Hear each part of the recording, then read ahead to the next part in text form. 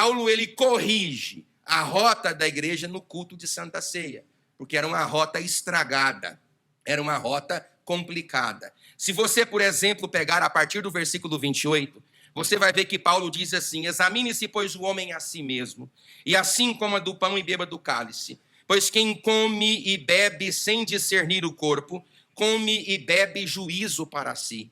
Eis a razão porque há muitos dentre vós, e não poucos, os que estão doentes, muitos fracos, e não poucos os que dormem. Porque se nós julgássemos a nós mesmos, não seríamos julgados. Mas quando julgados, somos disciplinados pelo Senhor, para não sermos condenados com o mundo.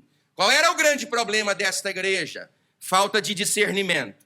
O que é a palavra discernimento? A palavra discernimento significa entendimento, conhecimento, interpretação, ser capaz de identificar figuras que estão presentes no culto.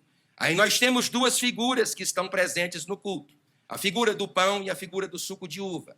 São dois elementos como símbolos máximos da fé cristã para celebrar este grande trabalho. Aí Paulo vai dizer a partir do versículo 23, porque eu recebi do Senhor, a Santa Ceia é um mandamento.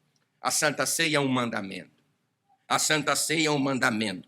Porque eu recebi do Senhor o que também vos entreguei, que o Senhor Jesus, na noite em que foi traído, tomou o pão e, tendo dado graças, o partiu. A Santa Ceia não é só um mandamento, como a Santa Ceia também é um banquete de graça. Por que a Santa Ceia é um banquete de graça? Eu te explico por quê. Porque nós temos uma graça que nos atingiu.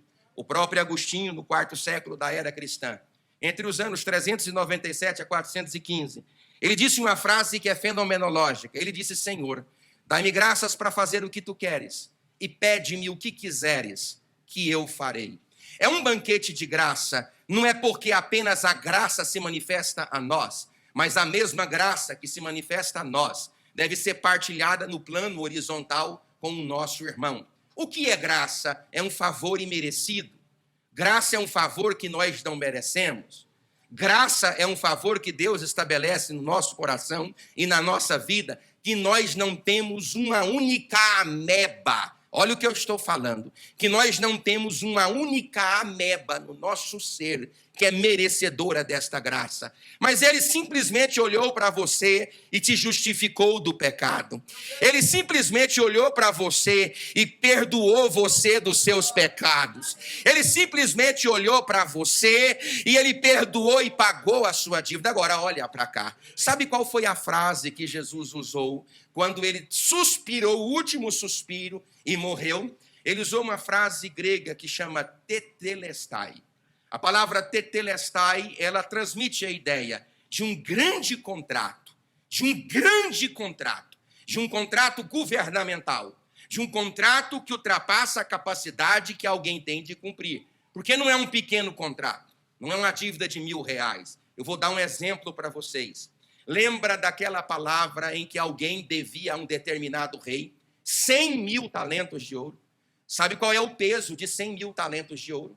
100.000 talentos de ouro de Orfir, ou mesmo talentos de prata. Eu me lembro que há pouco tempo atrás, o quilo da prata pura estava a $60.000. Mas 100.000 talentos são 338.000 quilos de dívida em ouro. Mas aquele homem se jogou diante do dono da obra e disse assim: eu não tenho como pagar. É claro que ele não tem. Para pagar essa dívida, trabalhando uma carga tributária normal que todo brasileiro trabalha, ele precisa vir à terra e ressuscitar e trabalhar todos os dias da sua vida 152.000 reencarnações. Como nós não somos espíritas e não cremos na doutrina da reencarnação, então essa dívida é impossível de ser paga. Mas aquele homem olhou para aquele pecador que devia essa dívida impagável e ele simplesmente rasgou a cédula da dívida E a palavra usada para dizer que aquele indivíduo não devia mais é a palavra tetelestai, está pago.